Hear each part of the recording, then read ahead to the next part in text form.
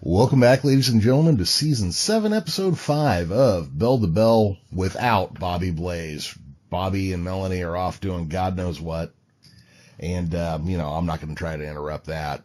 So, when I should have been researching this week's topic, instead I was watching the Dukes of Hazzard marathon, and I got to the season where the replacement Dukes came in, and I came up with an idea. What I needed were two replacement Duke boys of my own. So joining us this week, Adam Price, Shawn Sparks. Get on in here.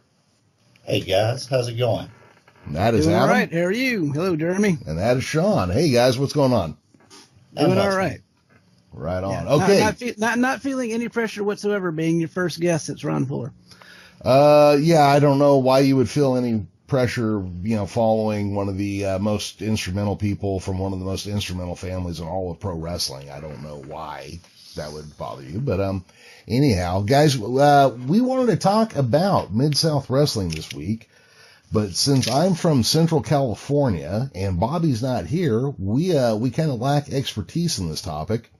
So that is why we are bringing you in. Why don't each of you, starting with Adam, give us kind of a quick rundown of your relationship to Mid-South Wrestling? Well, with Mid-South, I got into it and watching basically at the inception of Mid-South when it was taped at the Irish McNeil's Boys Club out of Shreveport, Louisiana. And it aired on our local CBS affiliate every Saturday around 12:30, 1 o'clock. And the show was electric. And what you saw on television was just a microcosm of what you saw in live events. I was fortunate enough to attend some live events with Mid-South at a local high school gymnasium, plus an event in Jackson one time, Jackson, Mississippi. But pretty much I followed Mid-South from that time until shortly after it became UWF. And after it became UWF, in my opinion, and it moved to being filmed in Tulsa, the whole feel of the promotion kind of changed. Mm-hmm. And at that point, my interest started to dwindle some. All right. Shawn, how about you? What was your relationship there? Basically, Mid-South Wrestling was my childhood. I don't even remember ever not watching it, but at some point, my two older brothers and I discovered it on television, and it just became a part of everything we did, just about. Watching it every week. It bounced around the TV a little bit. Used to be on Saturday afternoons, and it went to Saturday nights, kind of after the 10 o'clock news, and then eventually, kind of toward the end of the run, it was on Sunday afternoons. But my two brothers and I were just watching it constantly, and just as we'll get into, everybody around us is watching it too, and it was just something else. I mean, it's more of a cultural phenomenon than a TV program at that point. Gotcha. Yeah, see, I didn't even discover it until it was already the UWF and syndicated across the country. But what I did like about, well, obviously the Freebirds were there, so I was a huge fan of that. And one of the things I liked about it was more of a bruiser kind of promotion. Did that hold up during the time it was Mid-South, or what was the wrestling itself like? Actually, with Mid-South, when it first started or first became part of my viewing, it was full of brawlers. I mean, you had big guys. You had a lot of Ted DeBiase. You had the Grappler, Lynn Denton. Mm-hmm. You had Junkyard Dog. And Junkyard Dog, by far, was the biggest star Mid-South had. He was the biggest star in this area. He was beyond popular. Everybody, even someone that knew very little about wrestling, they knew who the Junkyard Dog was. So you had a lot of brawlers. Ernie Ladd, the Samoans were in Mid-South at that time. The Iron Sheik was finishing up in the Mid-South. Paul Ellering, most people only know him as a manager. Mm-hmm. Paul Ellering was built like a brick house. Phenomenal guy. He had a lot of injuries. We had Bob Root, we had Paul Orton. Bob Orton Jr., Paul Orndorff. So we had a lot of brawlers. We had big guys. So when you saw matches, they were, big guys. One Man Gang came in. So we did. We had a lot of big guys. It transitioned a little later once Dundee came in from Memphis and brought in the rock and roll, brought in Midnights, Cornette, different ones. Then it began to transition a little bit. But initially, big guys, a lot of brawling. Yeah, and that was one of the things I enjoyed about what I saw in the UWF, Gordy versus like Steve Williams. I mean, that's just power on power, So if we're going to talk about this a little bit, let's get into the origins of what would become Mid-South and UWF. What was the original starting territory and who ran it? Well, you want me to take that one out? Yeah, let's give you that one, Shawn. All right. Mid-South was born out of the Tulsa, Oklahoma, what became an NWA territory. It goes all the way back to 1924, where promoter Sam Avey, and in 1958, Leroy McGirt took it over. Now, Leroy's a pretty interesting character. He was kind of Danny Hodge before Danny Hodge, kind of a precursor. NCAA champion at Oklahoma A&M, which is now Oklahoma State, 1931. And after he graduates college, he goes pro, working for Avey's territory. He wins the National Wrestling Association's junior heavyweight title in 1939. And that title ends up branching and splitting off. But McGirt holds some form of that title for the next 10 years plus. And at the end of 1949, he actually unified the association title with the National Wrestling Alliance title. Mm-hmm. But then, unfortunately, a couple of months after that, early 1950, he's involved in a car accident, which leaves him blind because he had already lost his eyesight in one eye in a childhood accident. He loses the eyesight in the other eye in this more recent accident after unifying the titles. Thus, he has to drop the title to our friend, the most decorated professional wrestler of all time, Vacated, at which point Avey brings him in as a partner in the promotion. And they work together for a while, but then McGirt takes it over on his own in 1958. And then later on, Bill Watts, which I'm sure we'll go into more detail with him later, comes in as a partner. And they work together for some number of years, and eventually Watts peels off part of the McGirt territory, and it becomes Mid-South. So what was Watts' background? How did he get involved? Okay. Well, Watts, he was born in 1939, which coincidentally is the same year McGirt had won that junior heavyweight world title.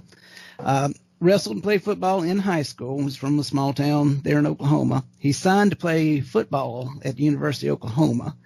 His time there, I guess tumultuous would be a good word to put it. He didn't mesh well with the coaches very well. He was dealing with a shaky marriage. That was a result of him getting his girlfriend pregnant in high school. And he was kind of a hellraiser. He had a little bit of a rough childhood. His mom, from looking back at it now, they think she was manic depressive. So sometimes she was kind of helicopter mom. Other times she was just, beating him up, for lack of a better word. I mean, he just never knew what he was going to be dealing with her.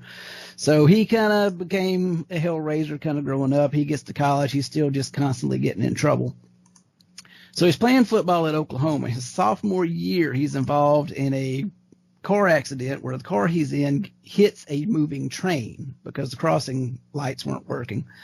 He gets severely injured. He's in a coma for a while. He's off his feet for about 6 months. And then when he gets out, as he's trying to rehabilitate himself and get strong again, he runs into some old friends and they get into weightlifting. And so he starts getting into weightlifting and the nutrition and everything. And his weight shoots up like crazy. And at the time, Oklahoma wanted small and quick. And here's Watts bulking up. He's getting up over 300 pounds. And it just gets to the point where they tell him, we just really don't have a place for you anymore in what we're trying to do. So he gets put off his football scholarship. But the wrestling coach at Oklahoma, sees him all bulked up and knows that he was a really good high school wrestler. And the wrestling coach tries to get him to come in and work out some of the collegiate wrestlers for Oklahoma. And they were kind of in a transition of wrestling coaches at that time. And the one who was outgoing, who had invited Watts in to work out with him, wanted to put him back on a wrestling scholarship. But the incoming coach didn't want to do that. And so Watts kind of saw that wasn't going to pan out. So he ended up signing with the Houston Oilers to play pro football. And that doesn't last very long because the head coach cusses him out one day, and Watts takes him outside and says, "You better not talk to me like that again." And the coach smarts off to him, and Watts punches him in the mouth and gets cut. As would happen. Yeah. They tend to not take a good view on that. So from there, through Wahoo McDaniel, who was a Oklahoma football teammate, he gets involved in pro wrestling. And at first, he tries out for McGurk and does some workouts and tryouts with that, but he never really gets anywhere with it because McGurk's territory is more of a junior heavyweight, and he just didn't have anybody big enough in the territory to work with. Mm-hmm. And so Watts ends up moving to Indianapolis, again, through some connections with Wahoo, and while he's in Indianapolis wrestling, he actually gets back into football for a little while. He gets an offer from the Vikings, but the general manager there says, "Yeah, you can either play football for us or you can wrestle." And Watts chooses to continue wrestling. So he goes from territory to territory for a while, and then at some point crosses paths with Red Berry, who then gets him on with Toots Mott and Vince McMahon on the East Coast. And he goes there. He becomes Bruno Sammartino's tag partner. And then Watts turns on Sammartino, and there's this huge feud, one of the bigger feuds in WWF history, Watts and Sammartino, and so he just becomes a huge star. Ends up later going to Roy Shire and work on the West Coast out in California, then goes to Vern Gagne in the AWA for a while. And then in 1970, McGurk asked him to come back to Oklahoma because the territory's kind of fallen on hard times, and he wants him to come in as both a talent and a promoter. So 1970 is when they started working together. Trying to winnow this into some pieces we can actually handle here. So as far as that territory goes, it was centered in Oklahoma. Yes. Okay. How far did it reach out? What was kind of the market territory here at its height? How far? In 1970, when Watts comes back in, it is covering Oklahoma, Arkansas, Louisiana, parts of Mississippi, parts of Missouri, and the city of Wichita Falls, Texas. Okay, that's actually a pretty huge territory. That's and there were no other promotions that he was struggling with or fighting with for the market at that point? No, not for a while. Because Louisiana was kind of a dead zone. It was kind of on the fringes of all your other bigger territories. It was a little too far from Texas. It was a little too far from Mobile. And it was kind of a dead zone for a while, and just whoever kind of wanted to work it would work it at that point. And, it was kind of if you're here first, you have the rights to the territory, and it would just change hands from time to time. And McGurk ended up getting it for the longest period of time there, during that time period. Gotcha. We kind of had that here in California. It's like west of Nevada, wrestling never really took hold, And so here you had two cities. You had Los Angeles and San Francisco. And then to go up again, you wouldn't hit anything else to hit Portland up in Oregon. And they were kind of like separate islands up there. So I guess Louisiana's kind of like that in a way, except we're talking about a much larger piece of land, obviously. All right. So who would you guys say, and Adam, we'll go to you because you've been quiet for a bit now. Who were the biggest stars in that territory? Who was the guy that you liked the most, or the tag team that you kept tuning in for? What was your draw? Well, of course, it was JYD. Mm-hmm. JYD was the biggest star. If you look at it from a historical standpoint, in this area at that time, you had the New Orleans Jazz, you had the New Orleans Saints, and then other than collegiate sports, you had nothing else in this area. The biggest star the New Orleans Jazz had ever had was Pete Maravich. He went to school at LSU, local guy. The biggest star that the New Orleans Saints had to that time was Archie Manning. He went to the University of Mississippi, another local guy.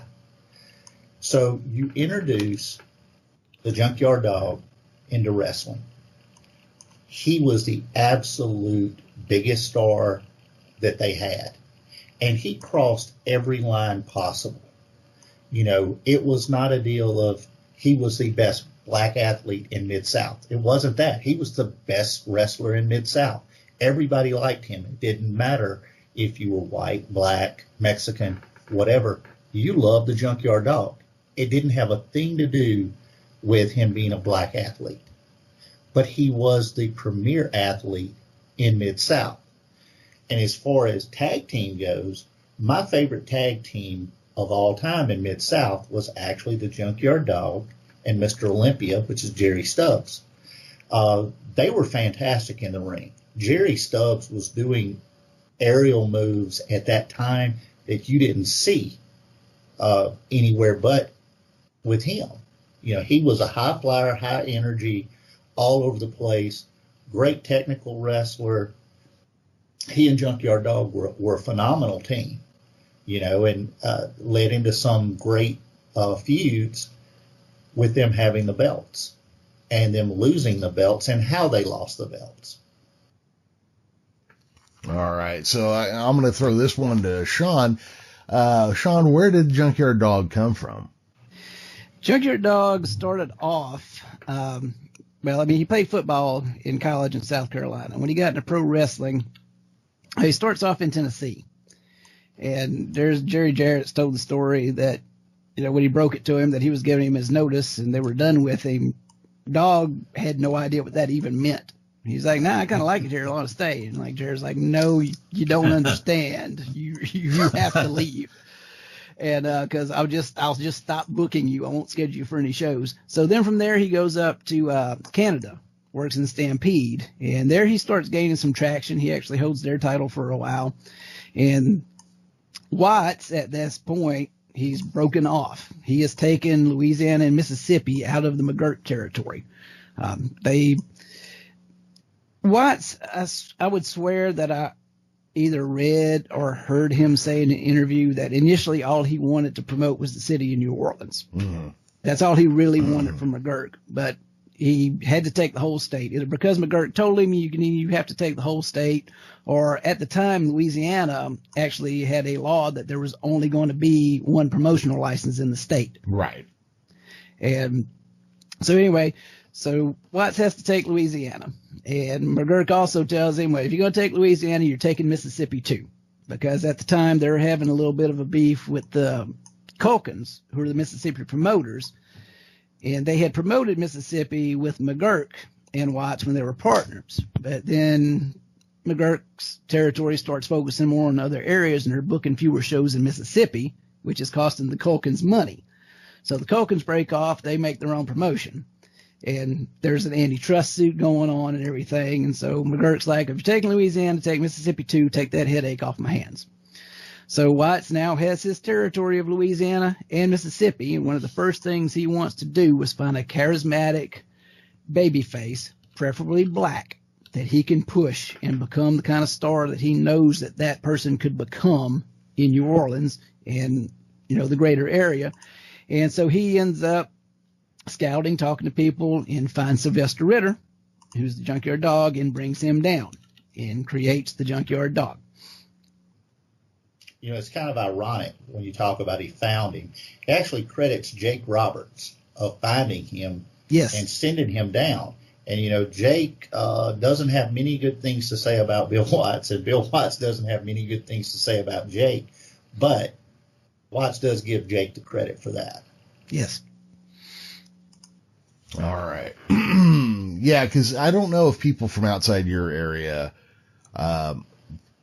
truly appreciate how big a star the Junkyard Dog was down there. You know, as far as like actual popularity contests and that sort of thing. Mm-hmm. But he was kind of the Hulk Hogan before there was a Hulk Hogan, really.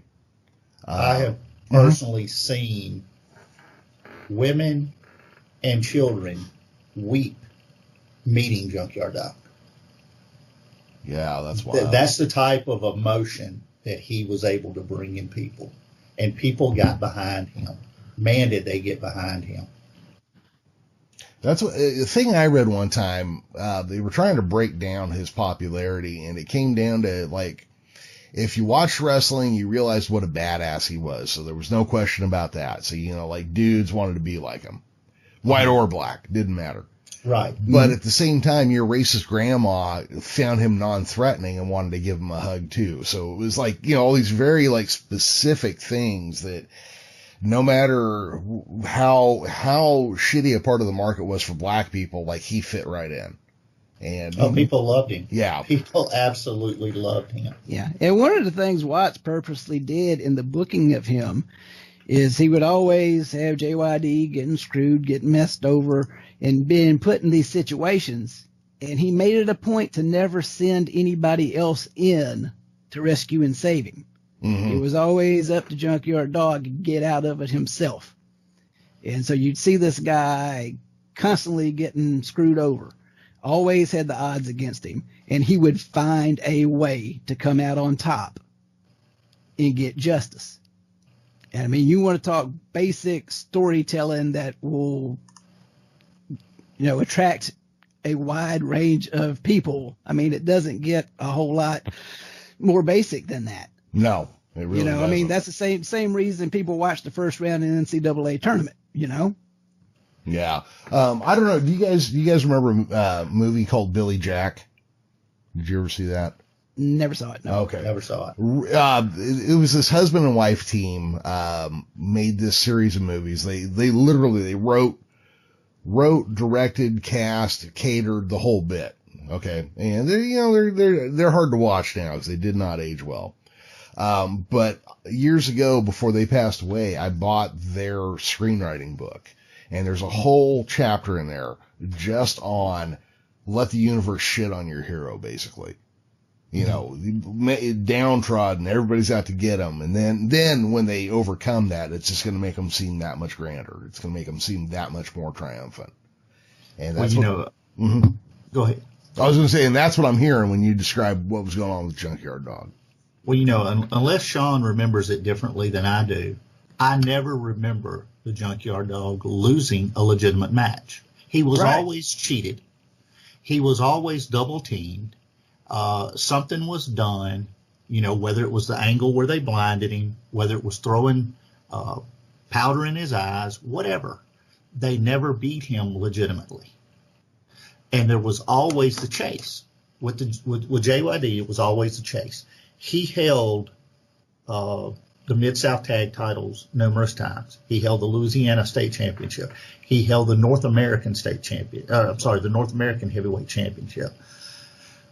He held those, but he never held them for a very long period of time because they were always the chase. Right. Somebody had did him dirty. So there was the chase, and it was always the buildup, you know, to get you into the buildings.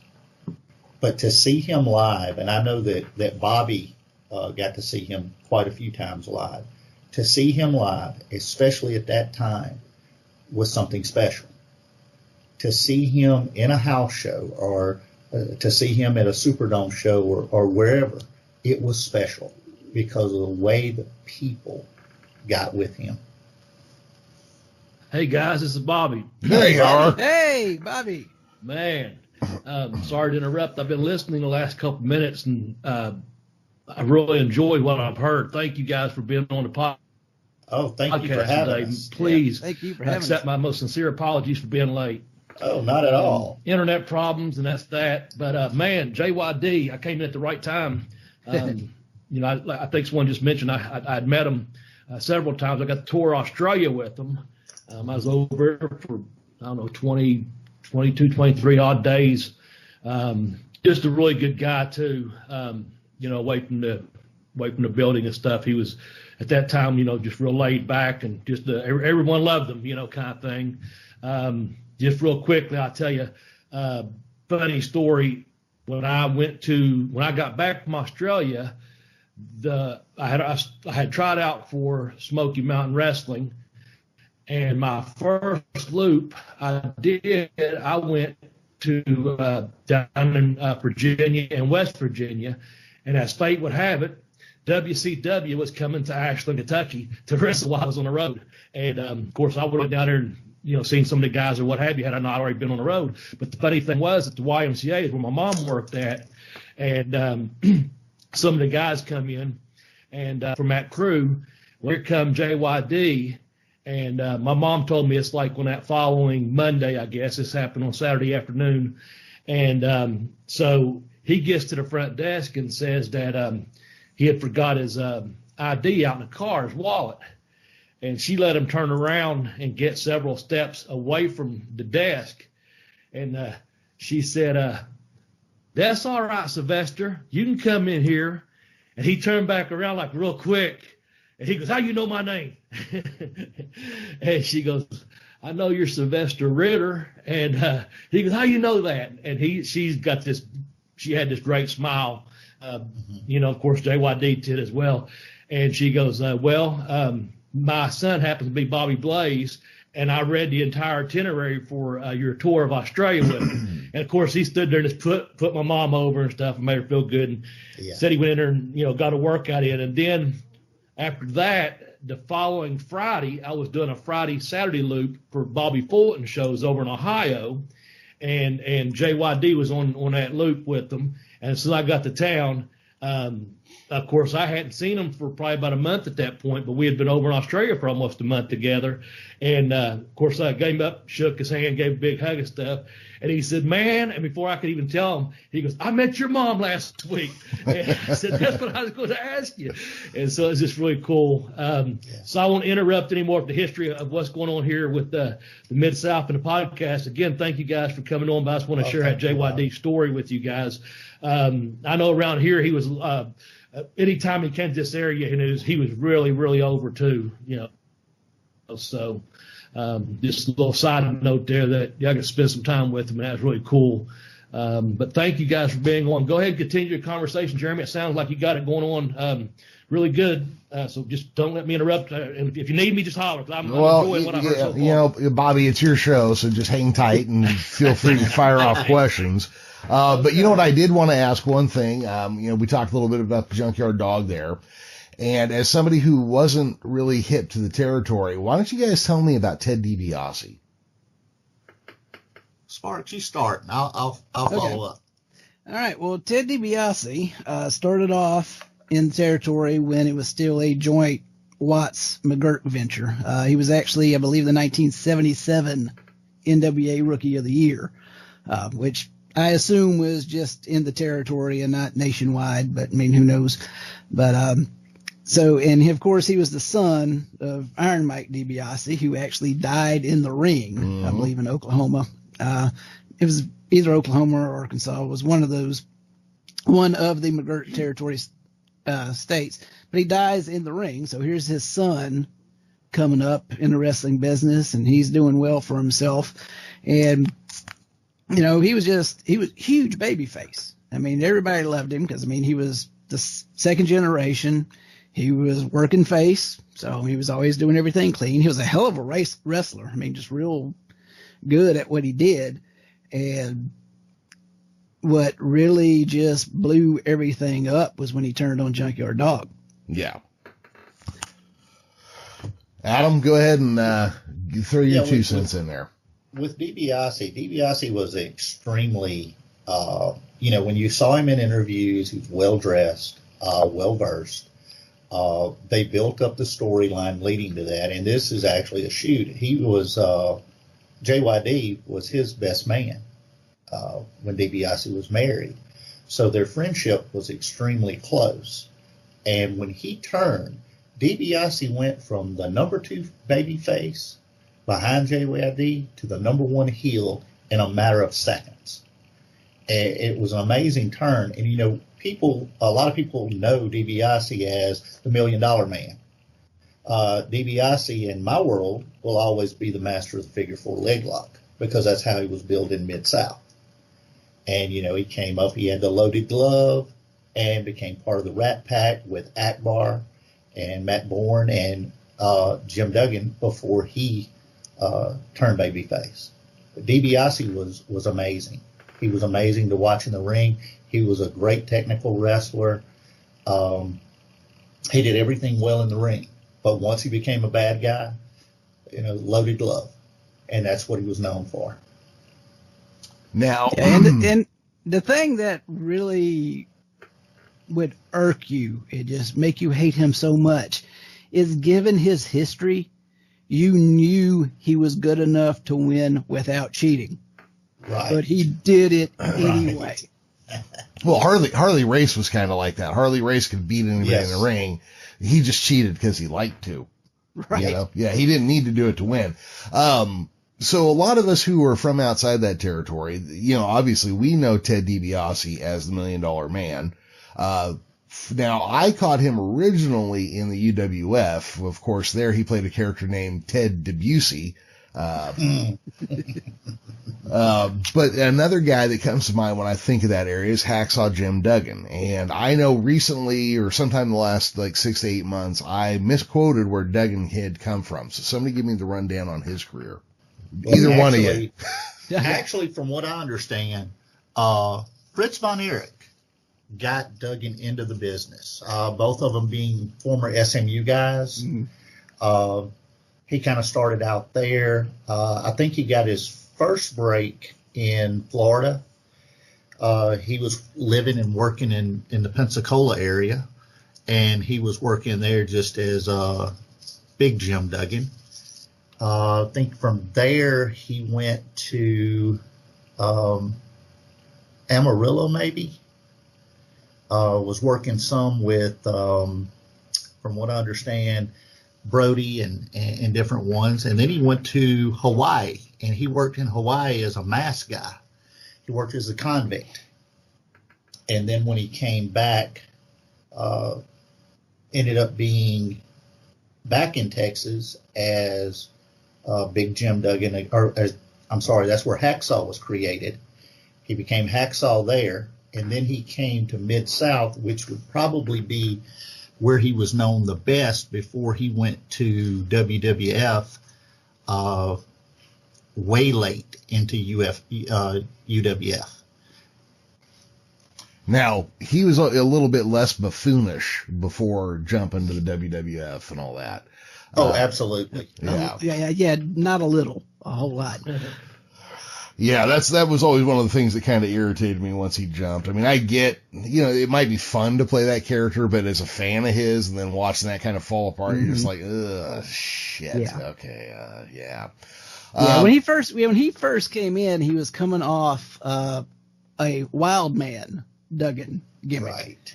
And if you watch when they actually did a whole little introduction promo when he came into Mid-South, and he's still wearing like the Captain Caveman vest. Mm-hmm. But that didn't last very long. Of course, he was aligned with DeBiase, Matt Bourne, and Akbar. Mm-hmm. And of course, he starts his deal with, I don't like Akbar. He's not American. And, DeBiase's trying to control him, so to speak. And, I've got this. And then eventually Duggan made a turn. And, then for a long time, he was the number 2 babyface behind JYD until JYD left to go to New York.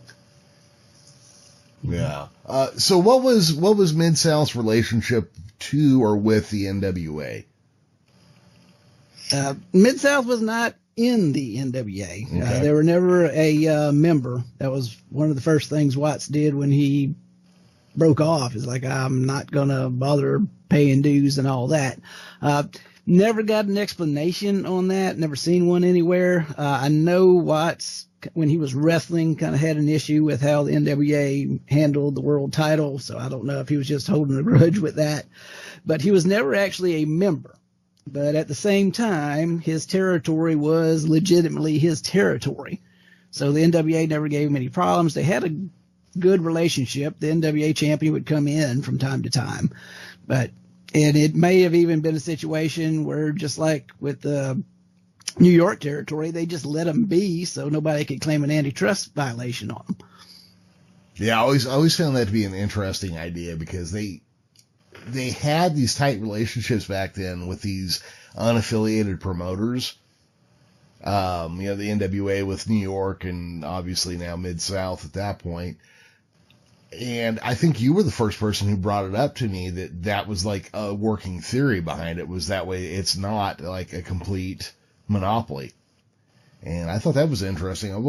I've wondered since then if that was really the case. Would anybody even know, all right, so we got that. Then the other thing I wanted to bring up, so the North American title was their primary title there?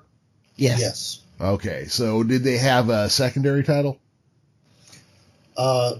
It started out, they had a Mississippi Heavyweight Champion and a Louisiana State Champion.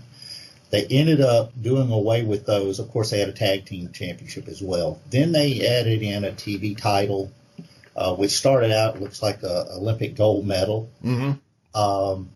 And then, of course, once they developed into UWF, the North American title went away. It became the UWF Heavyweight Champion, then UWF Tag Team Champion, and you still had the TV Champion. And I don't remember if there was any others.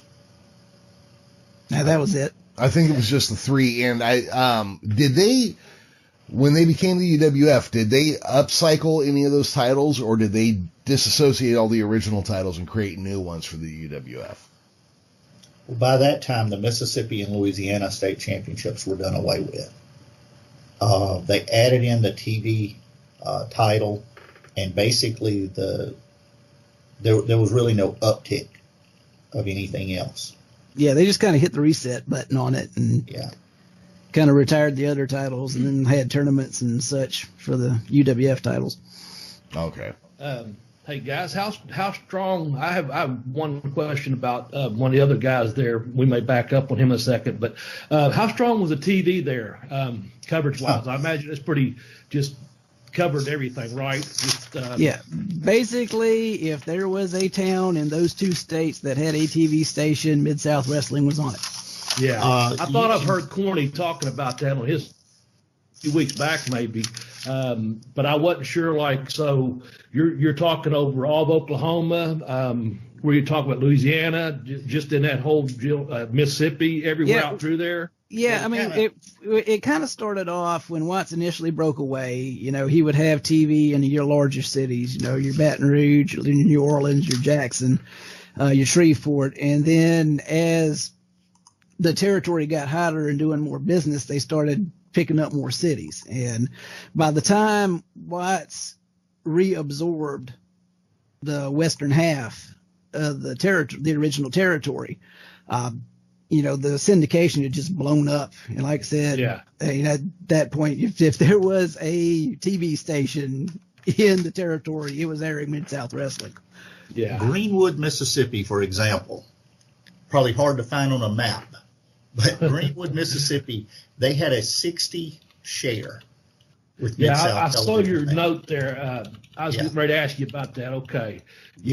You compared it to what the Beatles and the Ed Sullivan. Yeah, the Mid-South Wrestling was carrying a 60 share in multiple markets, and that is 60% of the TVs that are on are watching that show, and that is equal to the Beatles' first appearance on the Ed Sullivan Show nationally.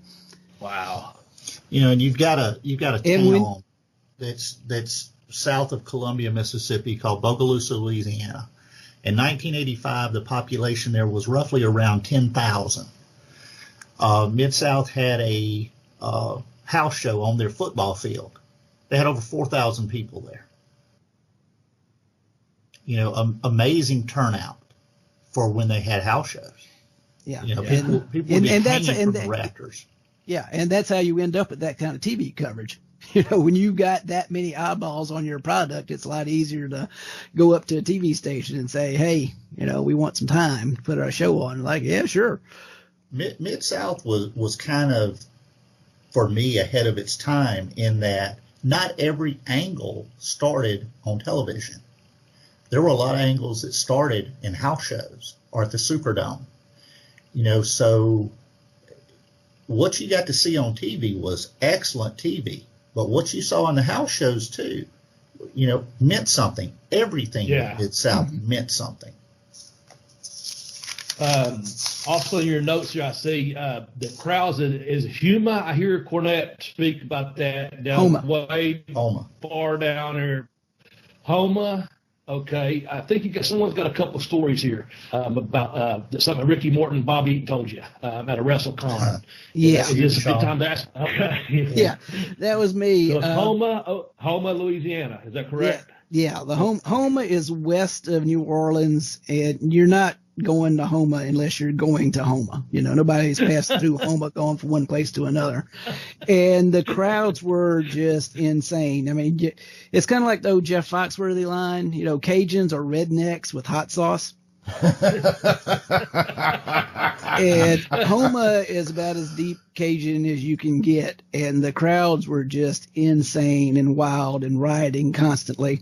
And at the last WrestleCon that was in New Orleans, I was talking to Ricky Morton for a little bit. Ricky Morton, I love him. All you got to do is say hi to him and ask him one question. He'll talk to you for 20 minutes.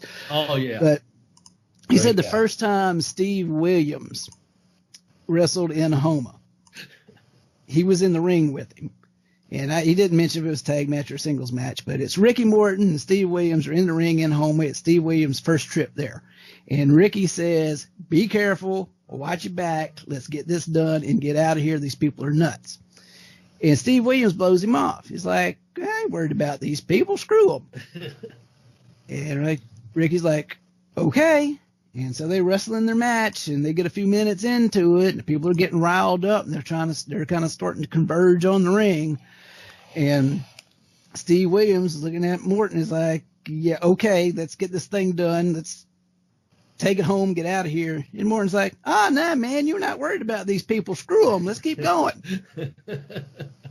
And so Morton refuses to end the match, and they go for another 5-10 minutes just to screw with Steve Williams. Oh, God. And so a little while after that, I go over and I'm talking to Bobby Fulton.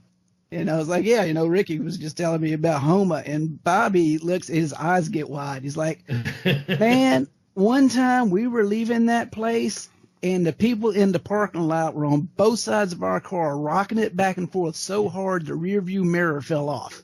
And he goes, and we were the good guys. Oh man, that's good stuff.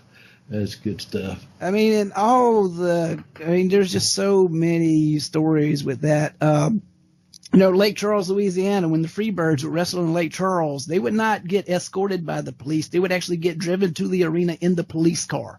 Yeah, I had that in my notes. The Freebirds would go to the police station, and the police would drive them to the arena. At one time, an Arkansas State police officer gave Jim Cornette his bulletproof vest, saying, "You need this more than I do." That is one of the things I think right there why wrestling doesn't or can't or won't ever feel the same again. There used to be a time where the heel took his life in his own hands getting out by the crowd. Ole got cut basically from asshole to throat one time with a pair of scissors.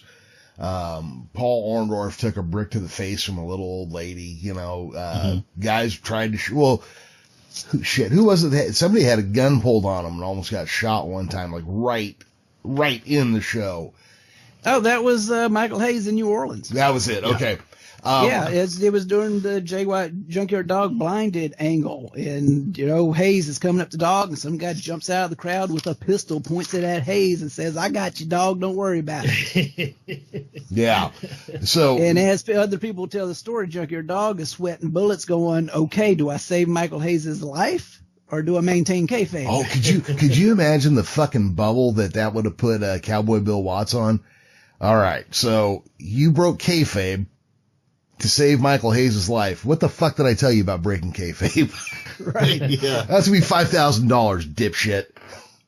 Well, Watts was not the biggest fan of Michael anyway. He loved Gordy, but he wasn't necessarily the biggest fan of Michael. So I think that he would have been madder at Dog for breaking kayfabe than he would have the fan for shooting Hayes. But that's not the only gun that was pulled. Duggan had a gun pulled on him by a little lady in the dressing room in Little Rock, Arkansas, after a match with JYD.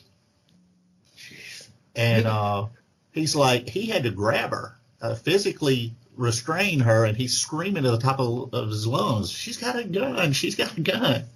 But the heat that was generated by Mid-South was unbelievable, and probably the top person that perpetuated the heat nationally does not get the credit that we that saw him in Mid-South do, and that was Skandar Akbar. Akbar was absolutely, as a kid, you hated him. You hated the guy. But when you go back and look at the body of work and the way he drew heat, because he was always managing people that couldn't speak for themselves. He was managing Kamala. He was managing One Man Gang. He was managing the Missing Link at different times. He managed Offense Sika when they were in. Managed the Iron Sheik. He was phenomenal on the mic. And that's where you mentioned earlier, Jeremy, about Ted DeBiase. Yeah. That's where the name came from. Yes. That was Akbar. Akbar was so over the top. And, of course, he portrayed being a wealthy Arab with all these ties, all this endless money, and he had the West Texas accent. But, he was phenomenal. He was absolutely phenomenal.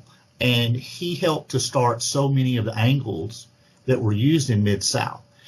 Akbar had so much heat that after they burned Duggan, which I'll go into a little later if we have time, the Superdome show was coming up. He had to wear bulletproof vest in the Superdome. They had over a dozen death threats on his life called in. And the state police said, you either wear the bulletproof vest or we're scrapping the show. That's the kind of heat, kind of emotion he was drawing in Lake Charles. And I misquoted in what we talked about on the document. I thought it was Houma, but it was actually Lake Charles. Someone threw Drano in his eyes, and he thought it was acid. He thought it was over.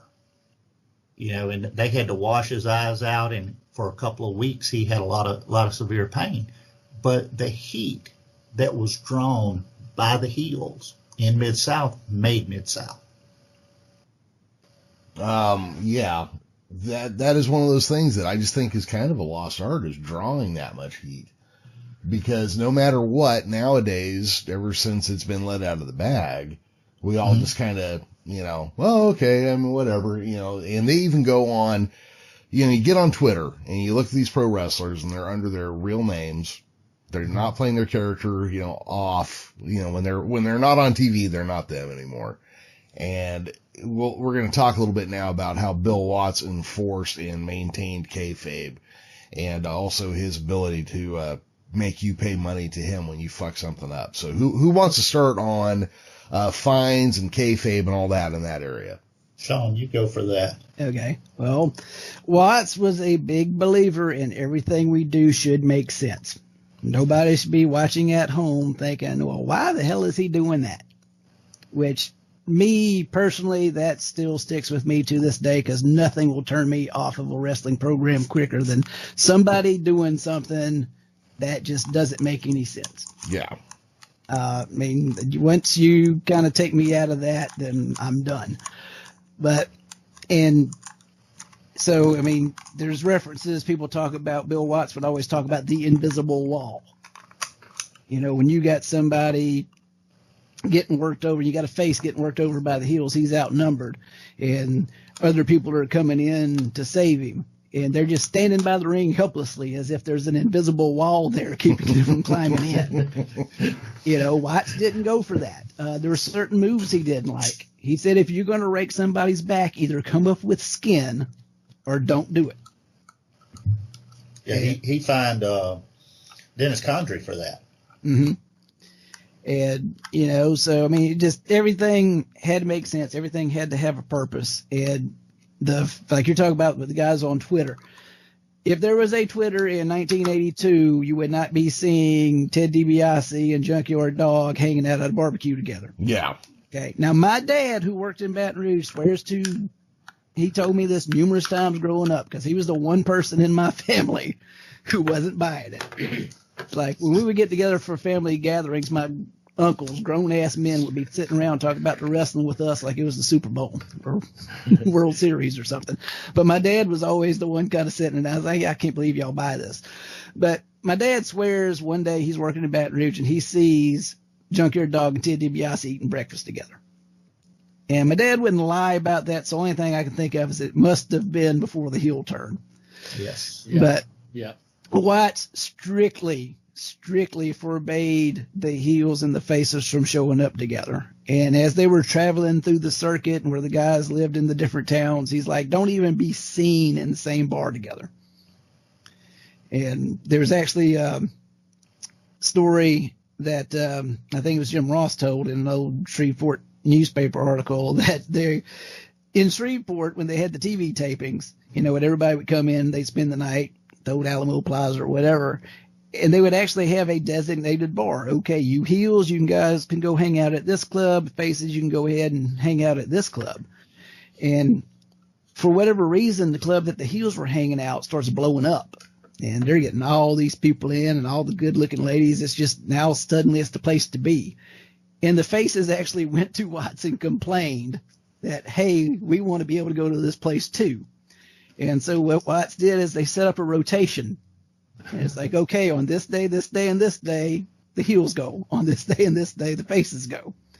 And so they kept them separated like that. I mean, that is the extent that they went through to maintain the illusion.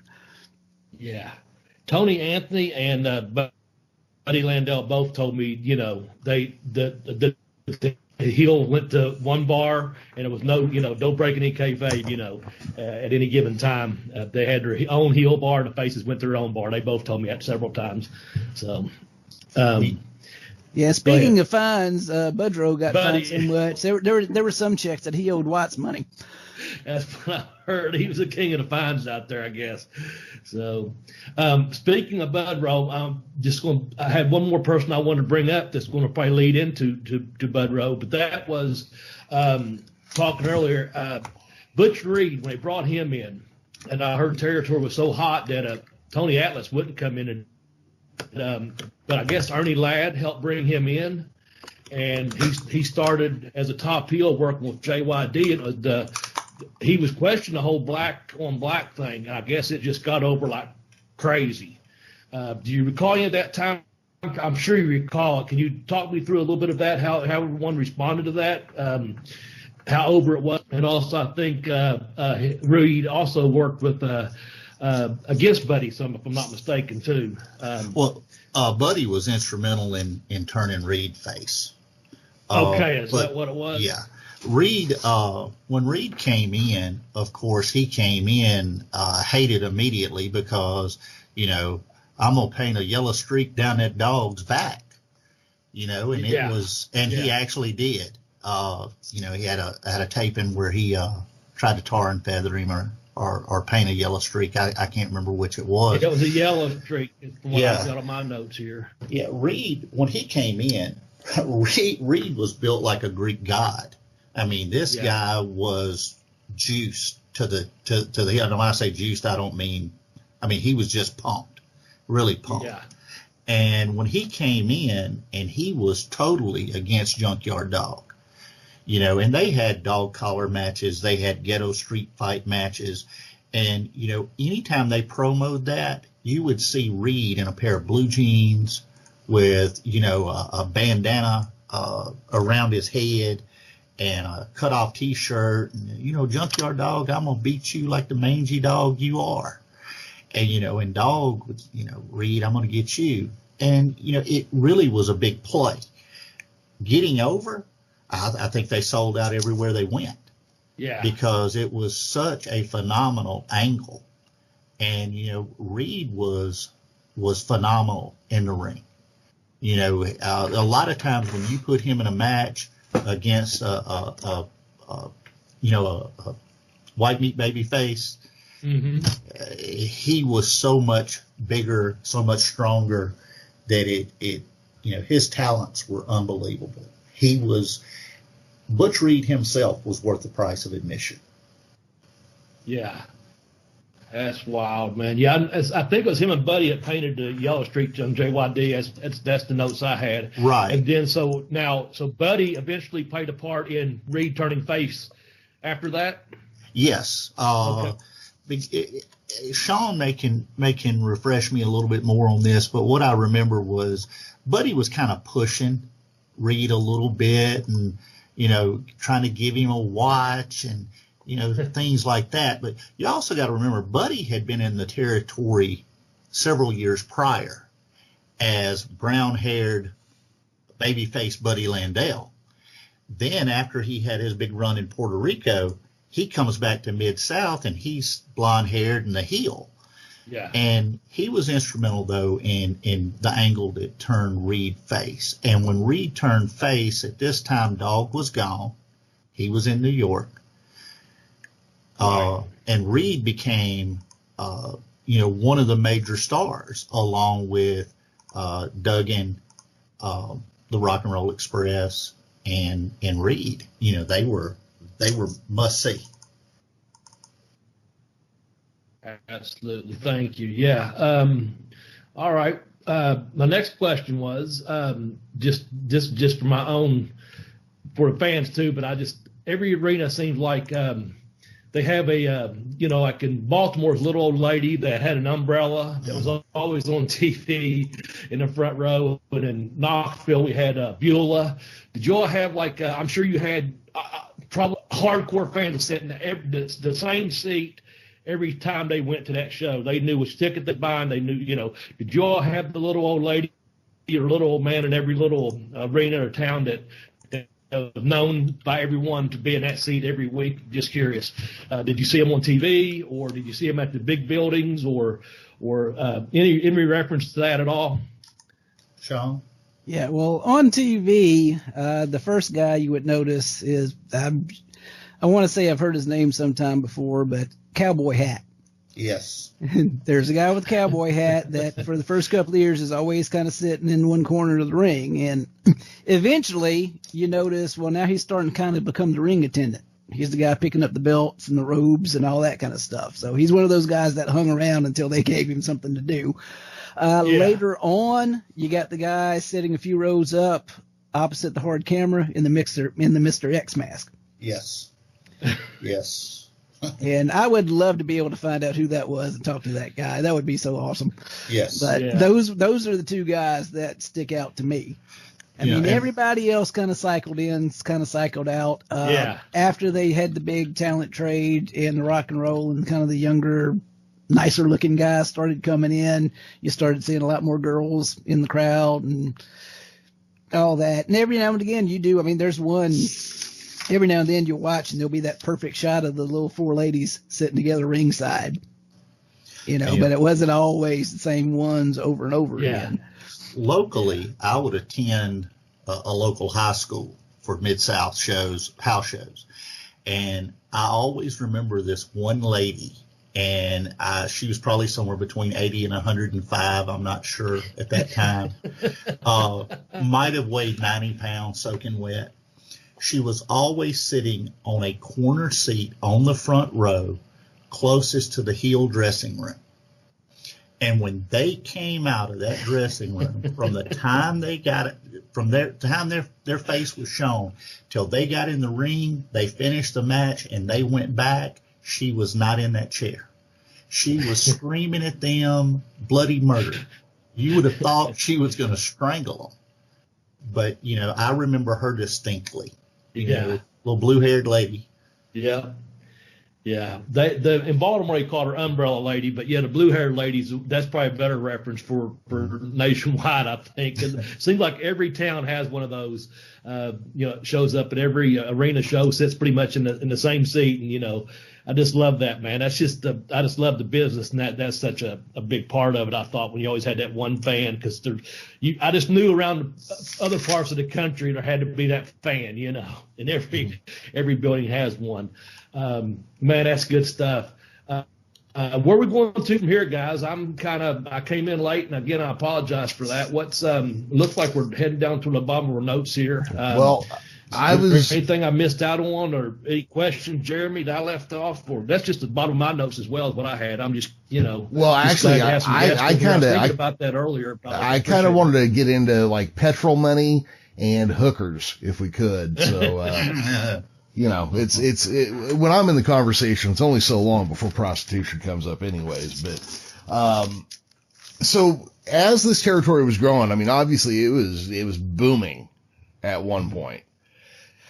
So what was kind of the start of the downward slope for the UWF / Mid-South? Where did things start to come apart? Okay, well, Mid-South ends up, of course it grows bigger. Watts takes back over the McGurk half of the territory, Oklahoma and Arkansas. And around that same time, he actually signs the deal with Paul Bosch in Houston. Mm-hmm. And so now he's the talent provider for the Houston territory. So, I mean, like I say, business is booming and it's just going nuts for a few years there. But then things start changing. Junkyard Dog gets taken away in 1984. McMahon's starting to make his push. You got the whole Black Saturday thing going down. Okay. Part of the response that Turner had to McMahon basically lying to him about what kind of program he was going to put on was Turner put other wrestling on. Mm-hmm. And one of the shows he puts on was Mid-South. And at one point, Mid-South was actually the highest rated TV show on cable. And if you watch the video of it, you can kind of see around that time, the production kind of changes a little bit. They go from the blue background with the red lettering that's kind of cheap looking to the bigger set that's got the new logo on it and everything. And Boyd Pierce goes from wearing all the crazy suits to everybody's wearing the same black blazer with the logo on it and all that. And so things are going real well. And as McMahon's push is coming and everybody kind of sees what's happening, Watts had actually made a deal with Ted Turner for Watts to take Mid-South National. Turner was going to be the money, and Watts was going to handle the wrestling end of it. But then, lo and behold, Crockett comes in and says, well, look, how about I just buy the TV slot directly from McMahon? And that saves Turner a lot of trouble, so they go that route. But one of the conditions of that was there's not going to be any other wrestling on TBS. So Watts is still kind of in position where he has to expand and try to go national, but now he's got to do it on his own. And so Mid-South becomes the UWF, and that's his attempt at doing it, but he's still pretty much promoting in the same area. He's trying to expand his TV more around the country. He does a few shows here and there in California or wherever, but mostly he's still concentrating on his area. And you got a number of things going on, but the thing Watts always blames is basically the economy tanks in that part of the country. And people just don't have the money to spend on wrestling shows anymore. And, you can argue that, and I think that's probably an oversimplification of it. But that's the thing that people generally blame the downfall of the territory on, is just the money not being there. And one of the signals that Watts knew that he was really in trouble is they've got a big show in New Orleans coming up, because one of the Superdome shows, I suppose, and he's trying to get some escorts lined up for some VIPs in attendance, and he can't find any. Mm-hmm. And Watts is going, man, if it's gotten to the point where I can't find a whore in New Orleans, this thing's about to come to an end. Yeah, that's I was actually shocked because you put that in one of the notes as we were headed up to the show. I was actually shocked that it got to the point where you could not find somebody turning tricks in New Orleans, of all fucking places. And we're talking about the first profession that any human being ever got into, and there was nobody doing it in the most corrupt city on the whole planet. That is crazy to me. Of course, we do have to mention there was another UWF where the leader of said company died covered in baby oil, cocaine, and hookers. And what a way to go. What a way to go. Herb Abrams, my hat off to you, sir. Hey, like Bobby Blair said, he left this world doing what he loved. Uh-huh. That's right, man. That's right. All right, Yeah. so guys, what would you say is what was the culmination of the UWF falling apart? What did that do to wrestling as a whole? Adam? I think it sent territory wrestling into a tailspin. If you look back at the way Mid-South was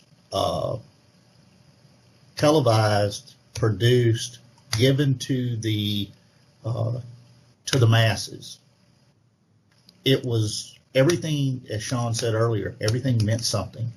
When you came in, you had you had your commentator and your color guy. They were both introduced. You went to the ring, your ring announcer was introduced. Your talent was introduced. Your referee was introduced. Everything meant something. You knew who the referees were. You knew who the ring announcers were.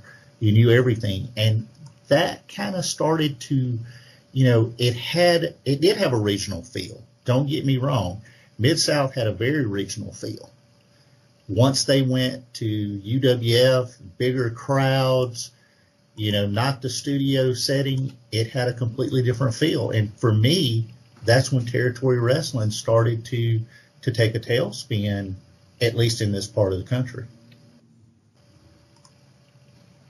Yeah, and I would agree with that. I mean, to be completely frank, the beginning of the end of my passion for watching pro wrestling was when they moved the TV tapings out of the Irish McNeil Boys Club. Exactly. It wasn't anything wrong with the product. It was still very engaging, but it's just at that point, you're such a creature of habit. It's like I've been watching this every week since, as long as I can remember. And now it's different.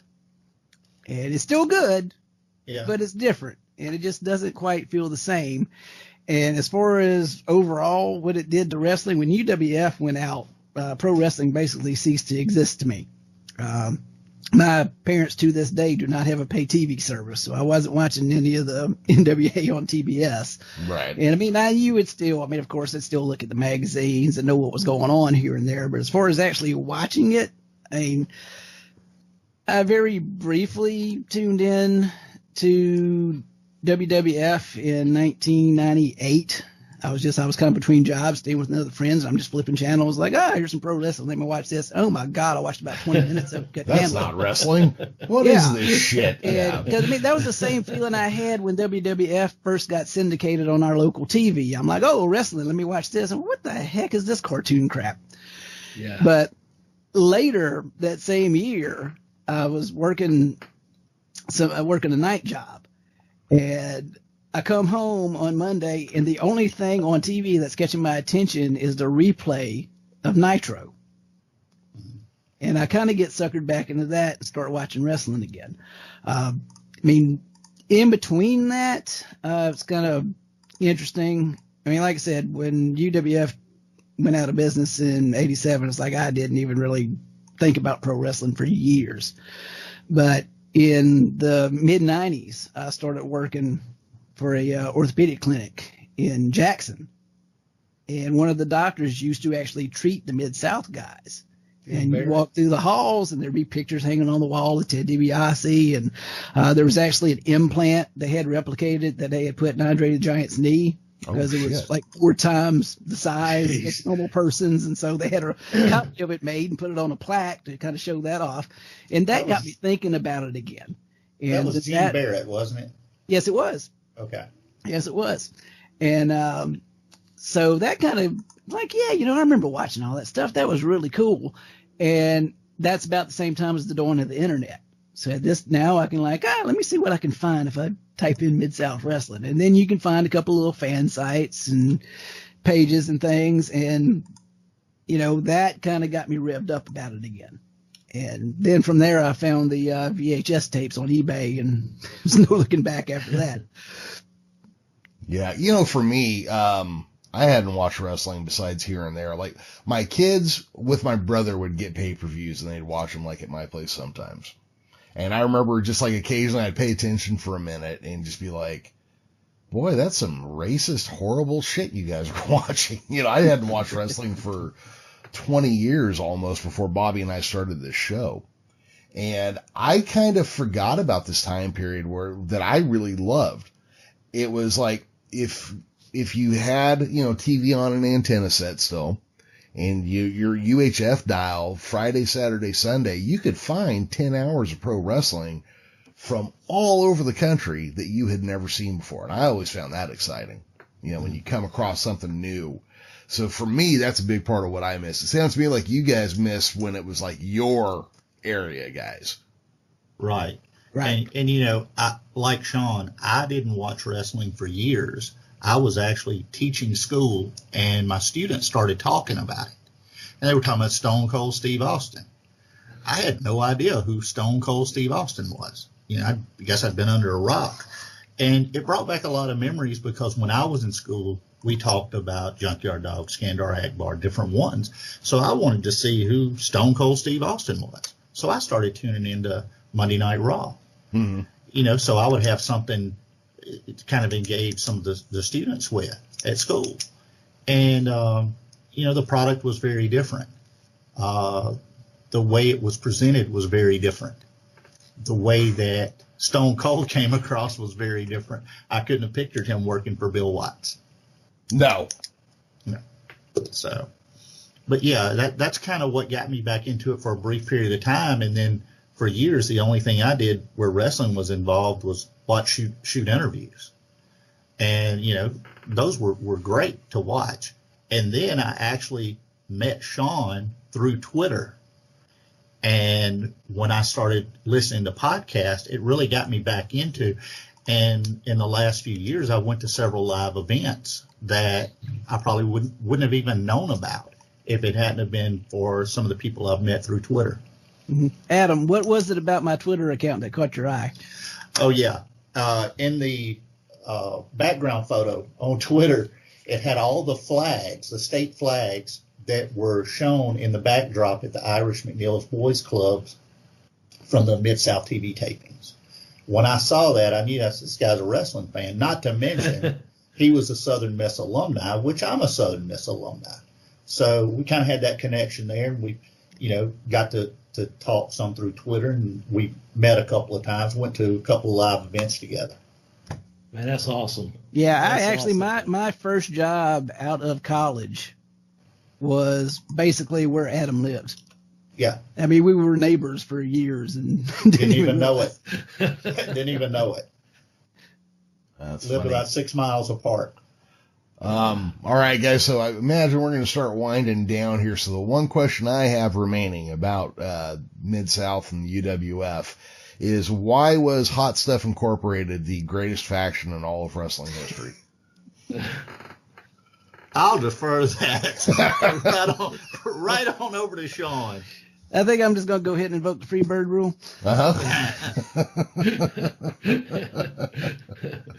Bobby, you got anything to follow up with here?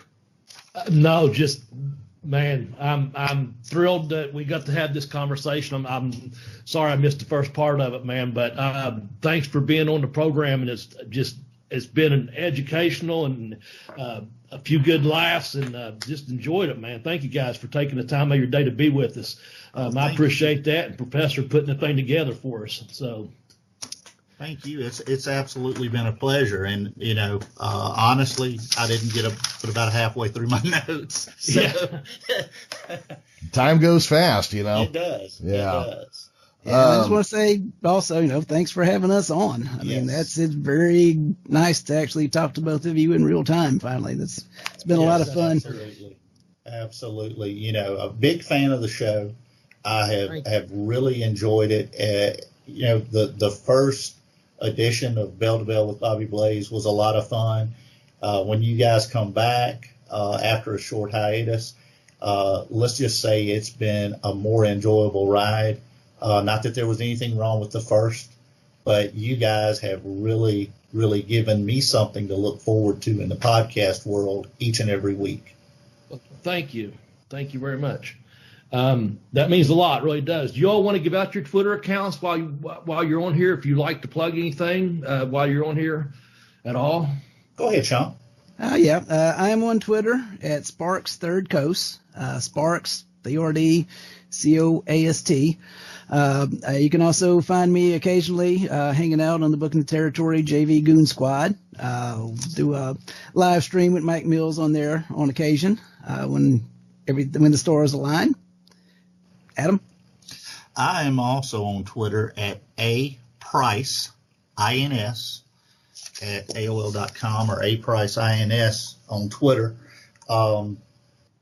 Pretty much just my Twitter existence basically is about reviewing a couple of podcasts that I enjoy, which, of course, Bell to Bell with Bobby Blaze is one of the main ones that I follow and try to interact with what I think of the podcast of each week that goes along.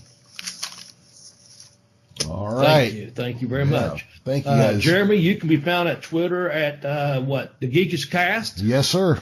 I could be found on Twitter at Bobby Blaze 744. Jeremy runs a joint account, and that is at Bell to Bell Blaze on Twitter as well. And I have to say, it's been really nice talking to you guys in real time, as you said as well. I know we're going to wrap things up here. I'll just do what I normally do. Guys, take care of yourself out there. Be safe. Plug that book. You hadn't plugged the book. Oh, yeah. I know you want me to plug my book. See, That's right. All right. I had that on the notes somewhere. But, yeah, as we know, our fans are educated, and they like to read. And I have a couple books, and I'll plug them. Appreciate that for getting that in my mind. I've just enjoyed your stories so much. Pin Me, Pay Me, Have Boots Will Travel. That was my first book. The professor set up a link. Just go to tinyurl.com/blazebook1. My second book, The Educational Wrestler, I kicked out on 2. You can get that at tinyurl.com/blazebook2. So get into one of those books on Twitter, on Amazon. They're easy to download. But if you get a print edition, this program does get a small percentage of it, and it helps us sponsor our podcast. Again, that's Pin Me, Pay Me, Have Boots Will Travel at tinyurl.com/blazebook1, or I kicked out on 2, The Educational Wrestler, tinyurl.com/blazebook2. Thank you very much for helping me get that plug in there, guys. All right. Anybody you want to wrap up with anything, or are we all set here? I think we're good. All right. Well, how about let's just win today? That's one of my favorite tweets out there, guys. Thank you. I think that's I appreciate that, Bobby. Yeah, that's great, man. We actually about 2 or 3 podcasts ago, we had the tweet of the week, and I had that listed, and we got so involved in it, we never came back. We jumped over it from another segue, but I like to bring it up from time to time. That's a great tweet, man. Just win today. So Thank you. All right, everybody. With that being said, thank you for tuning in this week. We always appreciate it. Go buy one of Bobby's books if you haven't yet. What the fuck is wrong with you? For the late Tex Johnson, the on-time Professor Jeremy Vilmur, and the came in just a little bit behind Bobby Blaze, and the rest. Bye-bye, everybody.